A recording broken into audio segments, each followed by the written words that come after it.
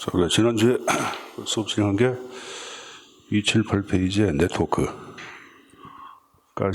조직을 얘기했고, 자, 281페이지에 쌍가루 3번의 센게이 학습 조직. 그걸 보겠습니다. 제가 지난번에 현대에서 필요한 조직의 형태를 유기적 구조라고 얘기했고, 그런 유기적 구조를 대표하는 것 중에 하나가 네트워크 학습. 이런 것들이 출제 문점이 크다고 말씀드렸을 거예요. 자, 일단 학습 조직을 얘기할 때는 용어가 학습 조직 아니야. 여러분 모든 그 용어에 대한 개념 정의는 그 용어가 감축하고 있죠. 그러니까 단어가 키워드가 뭐야? 학습이야. 그죠? 우리가 이제 교육학에 보시면 이제 지식의 구조라는 게 있어요. 지식의 구조에 3요소 그러면 사실이 있고 개념이 있고 일반화. 이를 토대로 탐구가 이루어지는데 요 지금 얘기한 요 개념 자체를 얘기할 때 개념을 만들 때 가장 중요한 게 속성이라는 단어가 있습니다. 속성과 위원을 얘기하는데 그 속성 자체를 지식 얘기할 때 모든 개념 자체의 공통된 특징을 얘기해. 그러니까 학습 조직에서 얘기하는 속성, 이 속성을 역할로 파악하는데 그냥 역할 특징 그러는데 학습 조직에서 가장 키워드가 되는 특징, 속성은 바로 뭐다? 학습이에요. 학습. 그러니까 학습하는 조직이에요. 말 그대로 학습하는 조직. 자, 오늘 급격한 변화의 환경하에 조직이 생존하기 위해서는 끊임없이 이런 조직은 학습을 해야 합니다. 인간도 마찬가지야. 현대 환경 자체는 인간을 가만 내버리지 않죠. 학습해야 여러분들 생존이 가능합니다. 학습하는 조직을 얘기하는데, 자, 과거의 얘기지만 노량진에서 이제 강의할 때 이제 선생들 자체가 이제 예를 들어서 구급이 5명이 있다. A팀이 있고 B팀이 있고 C팀이 있고 그러면 타학원 같은 경우에도 A, B, C가 있겠고 전체 노량진만 하더라도 구급팀을 얘기하라 그러면 15개 정도의 팀이 구성이 돼서 운영이 됐습니다. 그러면 15개의 팀 자체에서 이 팀이 생존하기 위해서는 팀의 구성원들이 끊임없이 학습을 해야 되겠죠. 그러니까 조직이 학습한다는 것은 팀의 구성원이 학습하는 것과 동일한 게야. 왜 그러냐? 5명의 과목 가운데 한두 과목 자체가 다른 팀과 비교해 볼 때 상대적으로 너무 또 여러분들 열등하다 할 때는 팀이 붕괴될 가능성이 커요. 그래서 각 과목의 담당 강사들은 그 과목의 일타가 되기 위해서 끊임없이 노력을 해야 하네. 노력을 하겠죠. 그러니까 학습하는 조직은 궁극적으로 조직을 구성하고 있는 구조에 학습하는 걸 얘기하죠. 또 이 조직은 여러분들 자주 만나서 여러분들 토론을 합니다. 어떻게 우리가 앞으로 일타가 되기 위해서는 어떤 식으로 해야 할 것인가. 그래서 조직의 구성원들의 갈망 자체를 공동의 갈망을 자유롭게 토론도 해야 하네. 토론도 합니다. 그리고 워크숍 그런 데 가가지고 팀워크도 만들고 의사일사 해야 하네. 하죠. 이게 바로 학습 조직을 얘기해요. 자, 그럼 거기 이제 의에 나온 거 보자. 학습 조직. 자, 센게, 가빈, 노나카 나왔는데 학자들을 암기할 필요가 없습니다. 이제 90년대에 연구가 됩니다. 새로운 조직의 무형 나왔고, 자, 그 다음에 개방체제 모형에다가 밑줄. 개방체제 모형에다가 밑줄. 급격한 변화의 환경하에 조직이 생존하기 위해서는 환경을 고려해야 돼. 고려해야 되겠죠. 그러니까 개방체제고, 각자 자신의 분야에 대해서 일타가 되기 위하여 자신의 능력을 개발하고 자신의 목표를 달성하기 위해 노력을 해야 되겠죠. 이렇게 자신의 능력을 개발하고 목표와 이상을 달성하기 위해 노력하는 인간, 이러한 인간들을 자기 실현적 인간이라고 얘기합니다. 그래서 자기 실현적 인간관을 전제로 한다. 자, 과거의 전통적 조직은 무조건 효율성, 능률만 강조했으나 현대의 조직의 형태를 얘기할 때는 급격한 변화 환경하에서는 엄청난 돌발적인 문제가 발생합니다. 그래서 그 문제 해결에 보다 많은 가치를 두고 있다. 그래서 나온 게 학습 조직의 핵심적 가치는 문제 해결이란 말이 나왔죠, 여러분들. 자, 그 밑에 이 조직은 자, 첫 번째 나온 거 보자. 조직 구성원들이 진정으로 원하는 결과, 자신의 목표를 얘기하죠. 창출할 능력을 지속적으로 신장한다. 그러니까 자신의 목표를 달성하기 위해 끊임없이 노력을 한다, 안 한다. 한다. 1번 그 표현이에요. 그러니까 1번이 바로 뭐야? 자아 실현을 얘기하는 거예요. 자아 실현. 두 번째, 개방적이고 새롭고 개방적인 사고방식. 아까 여러분들 개방체제 모형이라고 얘기하지 않았어요? 그렇죠, 여러분들? 그러니까 당연히 사고방식도 열린 사고를 해야 돼. 열린 사고를 해야 한다, 그 표현이고. 그 다음에 공동의 갈망이 자유롭게 표출. 아까 자주 만나서 대화를 토대로, 야, 우리 팀 자체가 잘 되는 방향이 무엇일까? 토론한다고 얘기하지 않았어요? 그렇죠? 이게 바로 공동의 갈망이 자유롭게 분출되고. 그럼 네 번째, 조직 구성원들이 우리라는 그걸 소위 공동체 의식을 얘기하죠. 계속적으로 깨닫게 한다. 그러니까 공동체 의식을 갖게끔 한다고 표현해요, 여러분들. 팀워크 아까 얘기하지 않았어요? 했습니다. 이걸 학습 조직을 얘기합니다. 자, 그 말씀 다른 거 보지 마시고 여러분들 한 장을 넘겨보시면은, 자, 그 보기 앞서 하나 볼 게 있다. 그 앞페이지 보자. 281페이지 하단에 반가로 3번에 학습 조직 구축을 위한 조건을 가지고 센기가 파악한 5가지의 실현 방법이 쭉 나오고 있을 거예요. 제일 먼저 나온 게 자기 완성이란 말이 나와 있죠. 이 자기 완성이 자아 실현을 얘기하는 게요. 두 번째, 사고의 틀은 아까 개방적인 사고의 틀, 열린 마음 얘기하지 않았어요? 했죠. 그러니까 타인의 생각과 관점을 이해하는 걸 얘기해요. 5명이 여러분들 뭐 대화하고 토론하는데 A라는 친구가 왜 저런 얘기를 할까? 그 사람의 사고, 그 사람의 입장이 되어보는 것들, 타인의 생각과 사고의 관점 자체를 갖는 거야. 이게 바로 이제 개방적인 사고고. 자, 그럼 이제 공감대가 형성되겠죠. 이게 바로 공동의 비전입니다. 그럼 집단적 학습.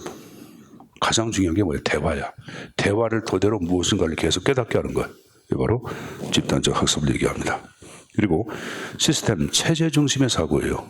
그러니까 나 자신만을 생각하는 여러분들 개인적, 분할적 사고가 아니라 나의 행동 자체가 조직 전체에 미치는 사고. 그것이 바로 체제론적 사고라고 얘기하는 거예요. 체제 전체를 생각하는 사고를 얘기하죠. 자, 이게 체제 중심의 사고다라고 언급을 합니다. 자, 그럼 반가로 4번에 데프가 파악한 학습 조직의 주요 특징이 쭉 나오고 있는데, 자, 교재 6가지 형태가 쭉 나오고 있을 거예요. 일단은 사례 깊은 리더십이라는 게 나왔어, 안 나왔어? 나왔죠. 조직 구성원들의 여러분들 행태를 안내할 때 형식적인 것이 아니라 진심 어린 조언을 하는 걸 얘기합니다. 진심 어린 조언, 충고, 권고, 이게 바로 사례 깊은 리더십이고, 2번은 이제 분권한을 얘기합니다. 직원들한테, 구성원한테 권한을 주자고 표현이고, 그다음 세 번째, 협력적 네트워크란 말이 나오죠, 여러분들. 그러니까 뭐 한 사람이 모든 것을 전략을 수립하는 것이 아니라 전체 구성원이 수평적 관계에 근거하여 여러분들 만나서 대화를 토대로 전략도 수립하고 목표도 수립하고 이런 것들이 바로 지금 얘기한 협력적 네트워크를 통한 전략 수립을 얘기하고, 4번의 별표, 강력한 조직 문화예요, 여러분들.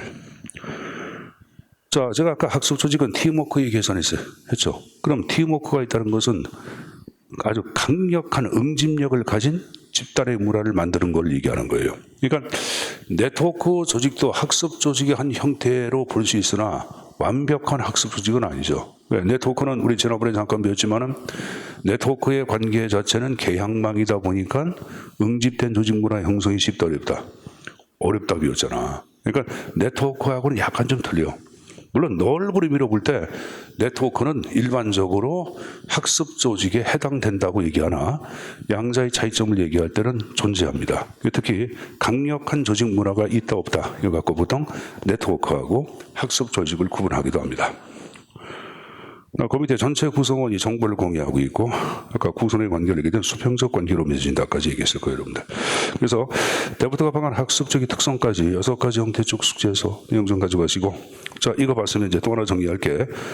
오른쪽에 데프트가 파악한 조직의 유형. 자, 별표 3개. 자, 이것도 출제 빈출 A급짜리야. 이것도 출제 빈출 A급짜리에 들어갑니다.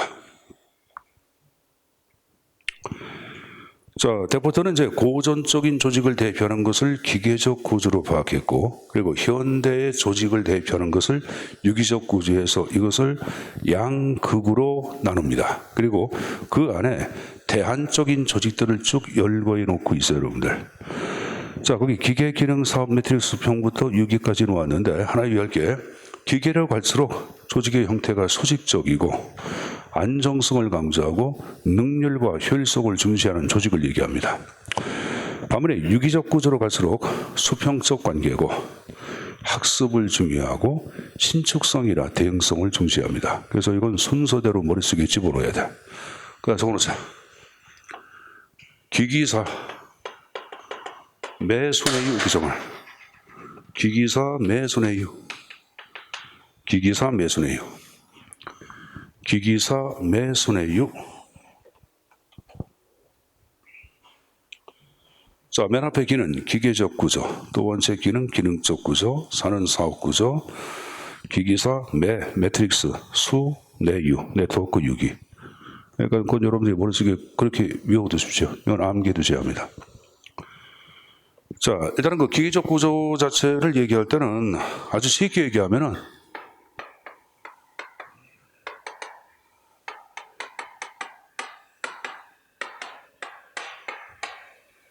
조직 구조의 변수의 값이 높은 조직 구조를 기계적 구조라고 얘기합니다. 여러분의 조직 구조의 3대 변수 배웠어, 안 배웠어? 배웠죠.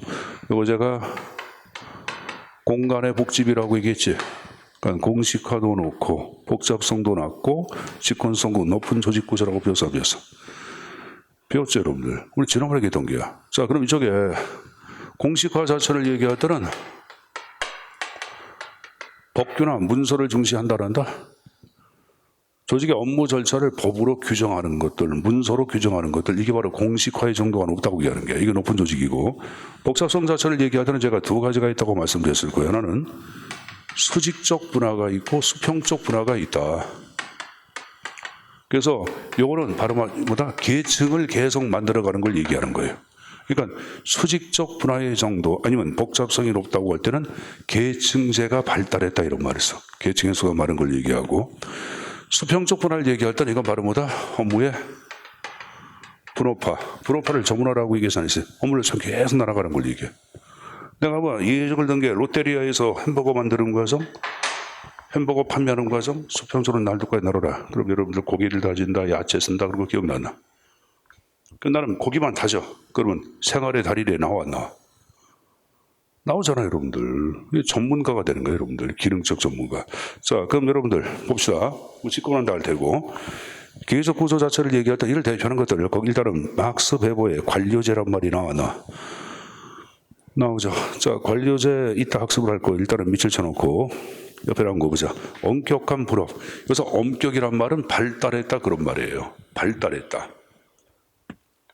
그러니까 분업화가 발달했다는 것은 아까 얘기한 식으로 수직적 분화의 정도, 수평적 분화의 정도가 높다고 표현이고, 계층제가 발달했다는 것은 수직적 분화가 발달했다. 아까 얘기한 바로 뭐예요, 여러분들? 뭐고? 복잡성의 정도가 높다, 낮다? 높다고 표현이에요, 여러분들. 자, 두 번째 나온 게 명확히 규정된 직무를 얘기할 때는 바로 뭐야? 명확히 규정돼서 뭐에 근거하여? 법규에 근거하여. 여기 보자. 아까 법규를 중시하는 것은 뭐라 그랬어요? 공식화의 정도가 높다 그랬잖아. 거기 많은 규정과 규칙 마찬가지죠? 공식화의 정도가 높다고 표현이고, 여러분들 법을 중시하면 개인의 감정을 배제해야 하네. 감정을 정의성 그러는 거예요. 정의성. 그러니까 감정 정의를 배제한다. 비배제성. 그죠? 그다음에 직고라가 나와서 나왔죠. 여러분 여기 보자. 계층제가 발달하면 상하 수직적 인간관계에 근거하여 명령과 복종관계가 명확히 설정이 돼야 한다. 계층에서 이체에서 상관에 해당되는 사람이 하위 계층한테 지시를 내리죠. 그래서 계층제는 항상 전제가 되는 것이 엄격한 명령과 복종 체제를 전제로 해. 그래서 나온 게 분명한 엄격한 명령 복종 체제가 나왔습니다. 통설을 보면 나중에 얘기했고, 자, 어쨌든 간에 이거 몽땅 다 기계적 구조의 주요 특징을 얘기합니다. 알았습니까? 자, 두 번째 나온 게 기능적 구조가 나왔는데, 자, 기능적 구조를 얘기할 때는 조직의 전체 업무를 밑줄 공동의 기능별로 부수한 조직을 얘기합니다.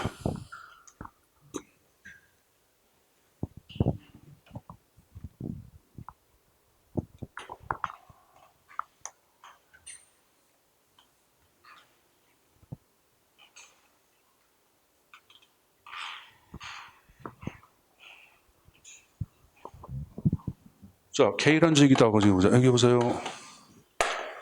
여러분들 생산의 기능을 수행하는 모든 조직 단위는 생산부를 만들 겁니다. 예속하는 게. 예를 들어서 판매의 기능을 담당하는 모든 조직 단위는 판매부를 만들어서 그 밑에 있어. 뭐 연구의 기능을 수행하는 모든 조직 단위는 연구만 그 밑에 예속시키는 걸 얘기해요. 이게 우리가 가고 있는 발음보다 기능별 조직을 얘기합니다. 공대의 기능별로 부서가 있어 안 있어요? 했죠. 그러면 이 조직의 장점 바로 뭐냐? 여기 보자.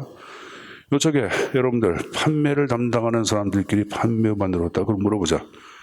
그럼 부서가 커질수록 판매와 관련된 전문성은 제고돼 안 돼? 제고되겠죠, 여러분들. 그래서 기능에 근거한 전문성 제고라고 하는 장점이 내부돼 있어요. 그 기능별 구조에 가지고 나온 게 두 번째 줄 끝에 전문성 제고란 말이 나와나. 전문성 제고 밑에다가 기능이라고 적어놔. 기능별 전문성 제고. 무슨 말인지 할 거예요, 여러분들. 기능별 전문성 제고라고 적어놓으세요. 기능별 전문성 제고. 여러분들 여기 보자. 그 다음 규모의 경제. 이 규모의 경제란 말은 여러분들 아마 고등학교 때 사회 통합사회를 배웠으면 이거 알 텐데 이게 뭘까요, 여러분들? 규모가 커질수록 경제적이다 그런 말이에요, 여러분들.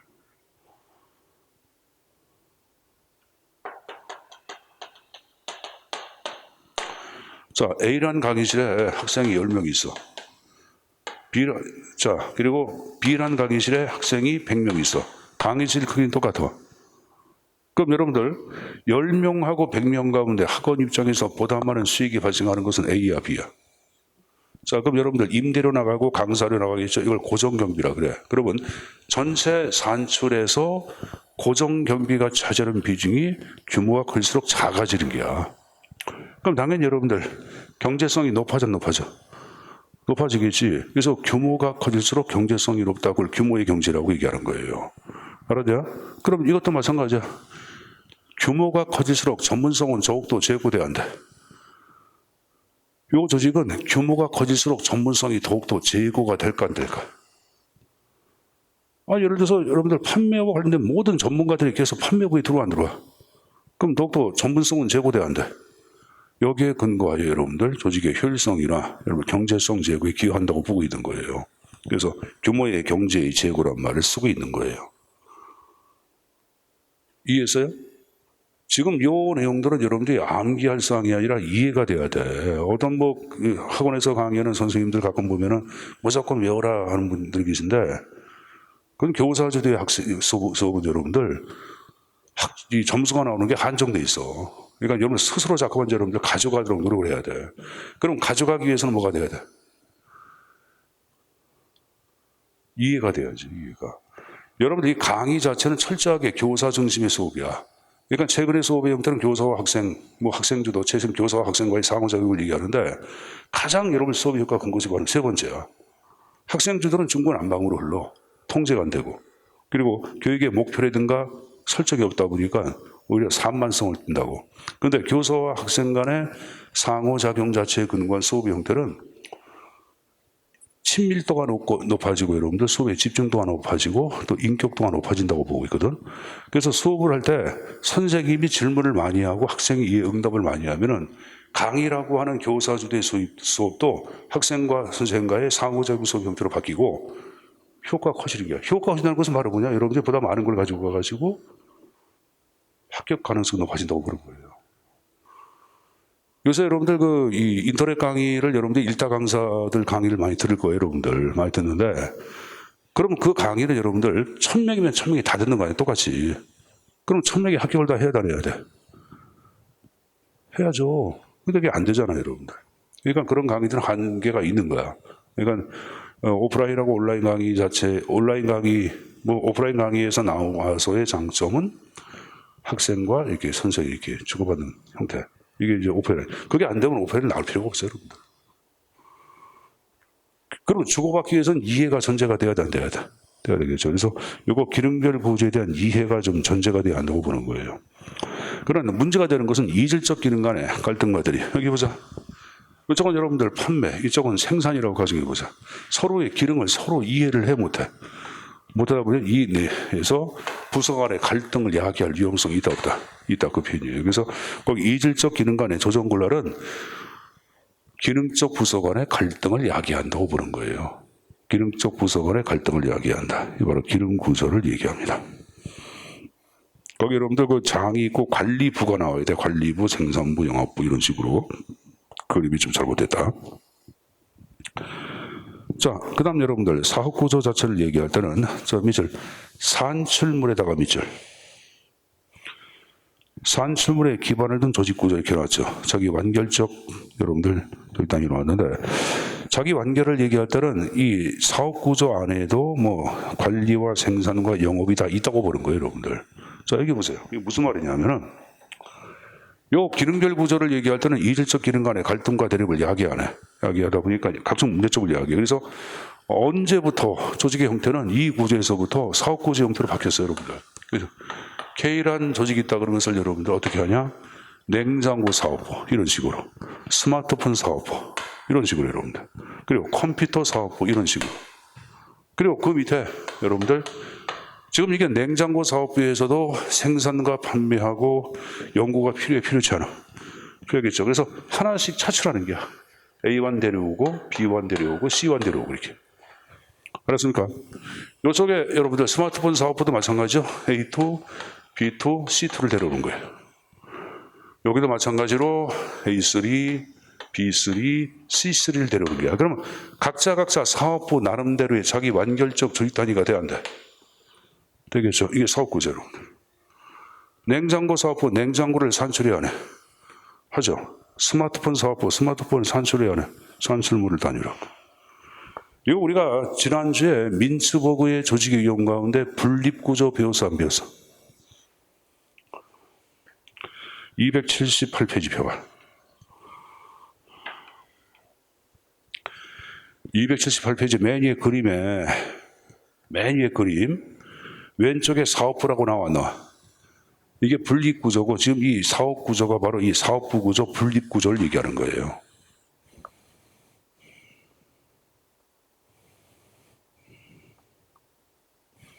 알았습니까? 그럼 여기 보자. 여기 보세요. 그러면 이 사업부 안에 여기 보세요.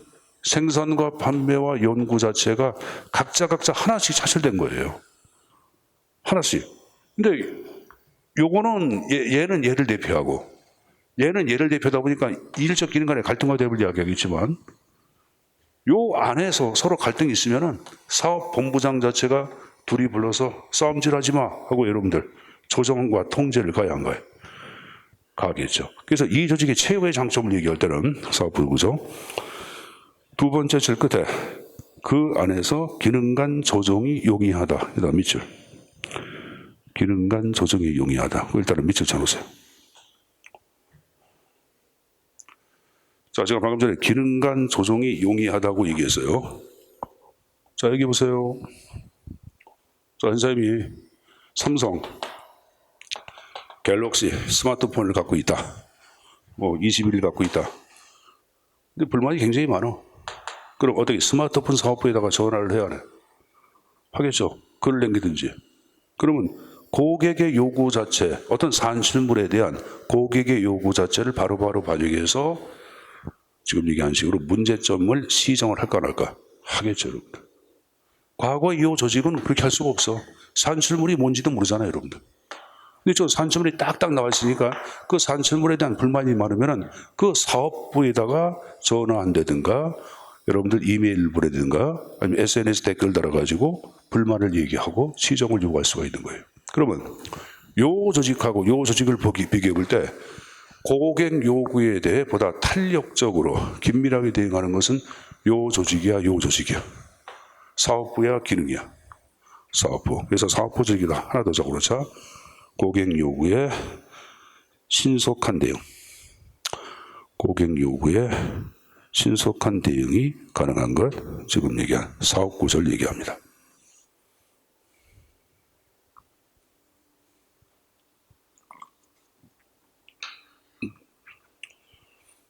됐습니까? 그렇게만 정해 두시고 딴 거 보지 마시고 내려가서 여러분들 매트리스 구조로 한 거 봐. 그걸 달리 얘기할 때는 행렬 조직이라고도 얘기합니다. 무슨 조직? 행열 조직. 자, 행열 조직은 말 그대로 행과 열이 만난 걸 얘기해. 행과 열. 그래서 이놈은 자, 실파를 잠깐 보세요.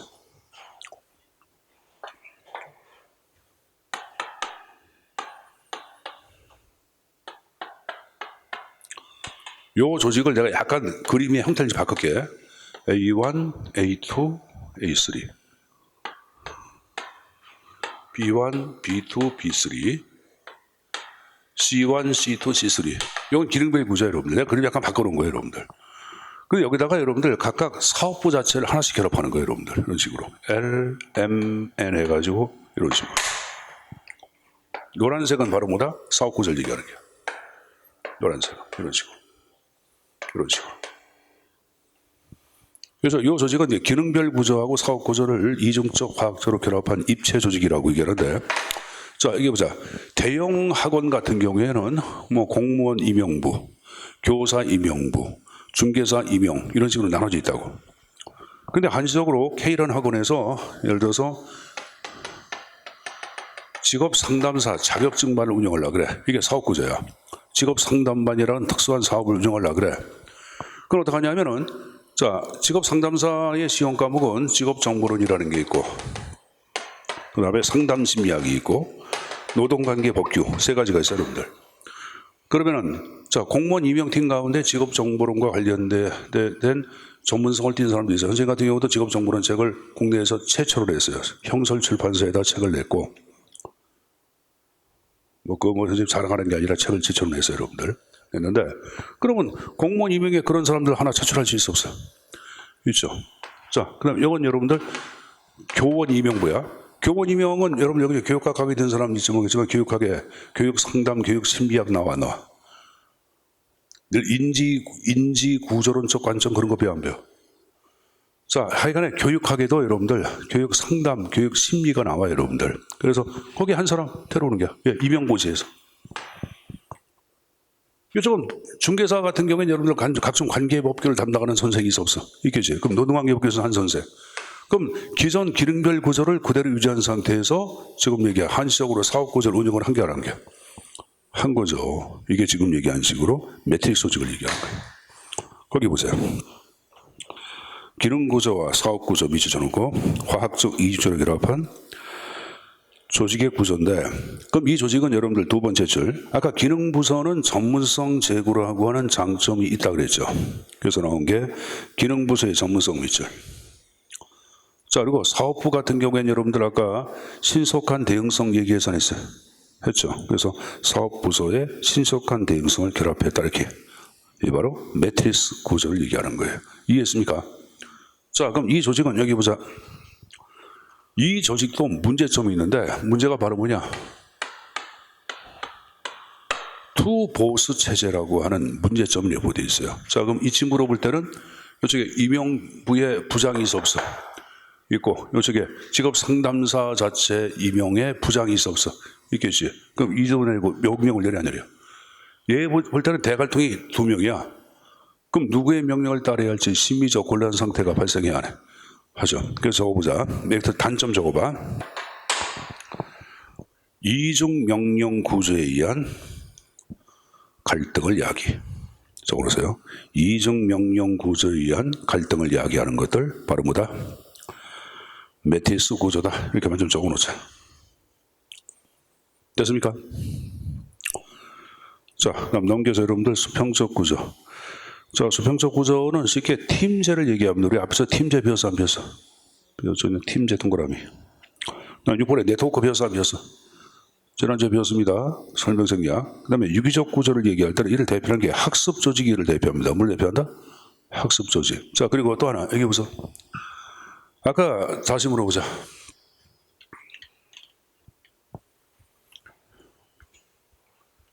여러분들 조직 구조의 3대 변수 얘기했죠?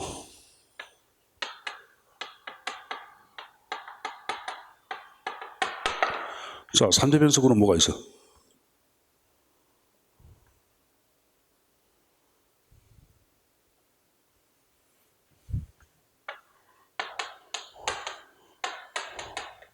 공간의 복집. 아까 공식화 얘기했잖아. 복잡성 얘기했고 직권화 얘기했지. 기억나?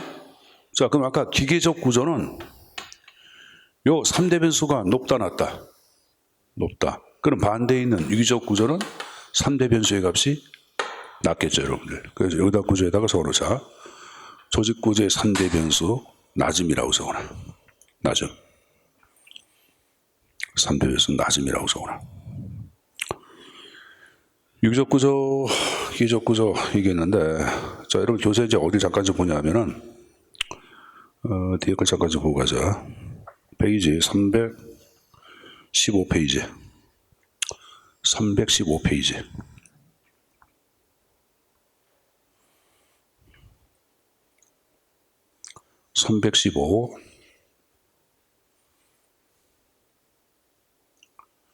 자, 맨 위에 기계적 조직이라고 나와. 그래서 안정된 환경에서 정해진 목표를 능률적으로 달성할 수 있는 계층제 형태, 구조의 변수의 값이 높다, 낮다. 높다 이렇게 나왔지. 그래서 6이 불확실하고 동태적 환경, 이게 바로 급격한 변화의 환경을 얘기하죠. 신축적으로 대응할 수 있는 기동적인 조직으로 조직 구조의 변수의 값이 높다, 낮다. 낮다. 그래서 거기 기계적 구조의 조직 구조 3대 변수의 값 높다고 표시되어 있고 유기적 구조 낮다고 표시가 되어 있는 거예요, 여러분들. 알았습니까? 나중에 또 한번 얘기할 테고. 자, 그래서 일단은 센계 학습 조직, 그리고 여러분들 데프트가 파악한 조직의 유형들, 이거 몽땅 다 조직 A급짜리들이에요, 여러분들. 그러니까 한 문제는 거의 나오기 때문에 정확하게 숙지해서 본인 것으로 만들어 가십시오. 자, 283페이지 데프트 거 잠깐 나온 거 보자. 데프트 파악한 조직의 형태, 아까 여러분들 몇 가지 형태 얘기했냐? 7가지 형태 얘기했죠? 그래서 제가 어떻게 요라 했어요? 기기사, 매수내유. 어떻게 요라 했다? 기기사, 매수내유. 다시 한번 어떻게 요라? 기기사, 매수내유. 그래서 기계로 갈수록 바로 뭐다? 수직성과 안정성과 능률성이 뛰어나고 유기적 구조로 갈수록 뭐다? 수평성과 학습성과 적응성이 뛰어나다고 얘기했죠. 신축 적응 같은 말이에요, 여러분들. 자, 기계적 구조는 조직 구조의 변수의 값이 높다, 낮다. 기계적 구조는 변수의 값이 높다고 얘기했죠, 여러분들. 그 다음에 기능 구조는 공동 기능별로 부수한 조직. 기억나요? 기능에 근거한 전문성 제고 OX. O라고 말씀드렸지. 그리고 규모의 경제를 구현할 수 있다. OX. 교재 보고 계세요. 교재 보고. 규모의 경제를 구현할 수 있다. OX. O. 규모가 커질수록 전문성은 더욱더 여러분들 발전하고 이를 토대로 능률성 제고에 기여한다고 보시면 되는 거예요. 알았습니까? 그리고 이질적 기능 간의 단점, 조정이 어렵다. 사업 구조를 얘기할 때는 뭐를? 산출물을 기반으로 한 조직이라고 얘기했죠, 여러분들. 사업 구조 안에서 기능 조정이 용이하다. 됐습니까?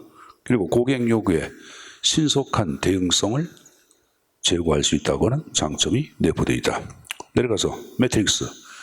매트릭스를 다른 말로 행렬 조직이다. 복합 조직이라고 얘기했죠. 매트릭스는 뭐하고 뭐가 결합된 거야? 기능 구조하고 사업 구조가 결합된 것이 바로 매트릭스라고 얘기했을 거예요. 단점을 얘기할 때는 이중 명령 구조에 의하여 갈등을 이야기한다. 투 보스 체제라고 얘기했죠. 다음 페이지. 수평적 조직을 대표하는 것은 팀제 얘기했죠. 네트워크 맨 밑에 6위. 6위는 조직 구조의 변수의 값이 높다, 낮다. 낮다. 조직 구조의 3대 변수 얘기해봐. 그냥 이거 공간의 복집. 성이 공지성 있잖아. 공자할 때 공간의 복집. 늘 보고 탕 먹어봤어요? 복지 그런 거 안 먹어봤어? 그럼 보고 회 안 먹어봤어? 오늘 가서 우리 행사 선생님이 아버지한테 가서 아버지가 참 나쁜 사람이라고 얘기한다 그래요. 딸내미하고 아들내미 보고탕도 안 사주고, 보고회도 안 사주고. 그러니까 아버님이 그러면 아마 이번 주에 해주실 게야. 그래서 먹어보세요. 진짜 맛있어. 시원하고. 자, 하여간에 데프트가 파악한 7가지 형태의 학습을 했으니까 이제 285페이지에 제2절의 조직과 개인과의 관계를 또 정리를 좀 하도록 하겠습니다. 자, 철제 포인트를 보세요. 별표 3개짜리가 막 나와. 나오죠. 자, 일단은 2번에 마슬로 인간력 5단계설, 3번에 허즈버그, 4번에 기대 이론. 특히 이제 3번에 허즈버그, 4번에 기대 이론은 별표가 3개 나오건 A급인데, 특히 3번에 허즈버그의 이론은 특 A급이야. 출제 우선순위 10위 안에 들어갑니다. 굉장히 중요하죠. 그래도 조직 이론 파트는 벌써 앞부 분야에서 출제가 집중된다는 사실을 우리가 알 수 있을 거예요, 여러분들. 그만큼 이 분야도 중요하다고 파악을 하고, 특히 이쪽 분야 이론을 대표하는 것은 이제 동기부여 이론이라고 얘기합니다. 여러분, 조직 입장에서는 이 조직의 구성원 개인이 조직의 목표 쪽으로 여러분들 열심히 일하도록 유인하는 것은 중요하지 않아. 중요하죠. 그래서 여러분의 조직 구성원 자체를 조직의 효과성이나 생산성 제고하기 위하여 구성원을 유인하는 것, 그걸 동기부여한다고 얘기하는 거야. 그래서 이 동기 이론 자체는 내용 이론이 있고 과정 이론이 있어요. 그래서 그 이론 대표하는 것들이 교재에 정리가 되고 있죠. 자, 그래서 그 1번의 조직과 개인과의 관계 비해서 이건 실제 나오지도 않아. 보지도 마세요. 넘어가시고, 자, 뭘 보냐. 바로 287페이지. 조직의 인간관계 전략, 동기부여 이론에 관한 형태를 정리를 좀 하도록 하겠습니다. 자, 일단은 동기부여 나온 거 보자. 조직이 개인으로 하여금 소망스러운 상태, 이 소망스러운 상태가 조직의 목표, 조직의 효과성 제고 그런 걸 얘기하는 거예요. 그러니까 개인으로 하여금 소망스러운 상태로 유인하는 것, 인도하는 것, 그걸 동기부여다라고 언급을 합니다. 알았습니까? 이런 동기부여 이론은 이제 크게 두 가지 형태로 나눠서 얘기하는데, 내용적인 차원에 근거한 이론이 있고 과정적인 차원에 근거한 이론의 형태로 나눠져요, 여러분들. 자, 7, 8을 잠깐 좀 보세요, 여러분들. 내용 이론이 있고 과정 이론이 있다. 이 내용 이론 자체를 욕구 이론이라고 얘기하고, 이 과정 이론 자체를 대표하는 것이 바로 기대 이론이라는 게 있어요. 두 가지로 나눠서 얘기하거든. 자, 심리학이라고 하는, 자, 그럼 심리학 보면은 인간의 욕구와 행동이라는 게 있어. 그럼 이 욕구를 뭐라 그러냐면은 행동을 이야기하는 실질적인 내용이라 그래. 배가 엄청 고파. 너무 고파. 그럼 여러분들 집에 가자마자 여러분들 냉장고 열고 밥 끓여가지고 그 그릇에다가 고추장 집어넣고 막 펴서 먹어 안 먹어? 허겁지겁 먹죠. 허겁지겁 먹는 이 행동을 이야기한 것은 배고프다고 하는 욕구 아니야. 그래서 이러한 행동을 이야기하는 실질적인 내용이 욕구 이론. 그래서 욕구 이론이 바로 내용이에요. 그러면 인간이 갖고 있는 욕구를 자극해서 동기부여자고 파악하는 거야. 어떤 사람들은 욕구 자체는 의식주 해결하기 위한 것에 수점을 둬. 그럼 이걸 자극해서 동기부여. 어떤 사람들은 여러분들보다 고차원적인 욕구, 정신적 욕구를 가진 사람도 있어 없어? 있습니다, 여러분들. 그러니까 여러분들 그 불교에 입적하다 그래 뭐라 그래 여러분들. 스님 같은 경우에는 여러분들 권력이라든가 돈보다는 뭐 정신적인 삶 이런 걸 강조하잖아. 그래서 그쪽 자체의 욕구를 자극함으로써 여러분들 동기부여도 할 수 있는 거고, 그렇죠? 그래서 우리가 파악하고 있는 요 내용 이론 자체를 우리는 욕구 이론이라고 얘기하는 거예요. 그리고 과정 이론 자체를 이제 기대 이론 그러는데, 이건 뭐냐면은 동기부여 자체를 얘기할 때는 어떤 욕구, 이거보다 더 중요한 건 뭐냐면은 욕구가 어떠한 과정을 거치면서 조직의 효과성 제고로 유인되는지 초점을 두는 거야. 그러니까 여러분들 욕구 자체가 아무리 중요한다 하더라도 욕구에 대해서 어떤 식으로 보상해주고, 보상. 그 보상에 대해서 얼마나 기대하고 만족하냐. 욕구 자체보다는 욕구를 여러분들 자극하는 과정에서 조직이 제시하는 보상, 그리고 이에 대해 얼마나 만족하냐, 기대하냐, 이것에 의하여 동기부여가 결정된다. 그래서 과정 이론이란 말을 쓰는 거예요. 이게 뭐 중요하지 않다 그것이 아니라 이거보다는 이게 더 중요하다. 이제 기대 이론이라고 얘기하죠. 그래서 두 가지 형태 이론 갖고 이제 수업을 진행을 할 거예요, 여러분들. 자, 이게 보자, 여러분들. 자, 우리가 이제 학습을 할 때, 교육을 하거나 수업을 할 때는 선행자 학습이라는 게 있어요. 선행자 학습을 얘기할 때는 학습하기 전에 여러분들 기본적인 틀을 좀 잡아주는 걸 얘기하는 거예요. 그래서 제가 간략하게 욕구하고 기대론에 관한 내용을 얘기했고, 구체적인 내용 자체는 좀 쉬었다가 이제 수업을 진행하도록 하겠습니다. 알았습니까? 자, 쉬었다 하겠습니다.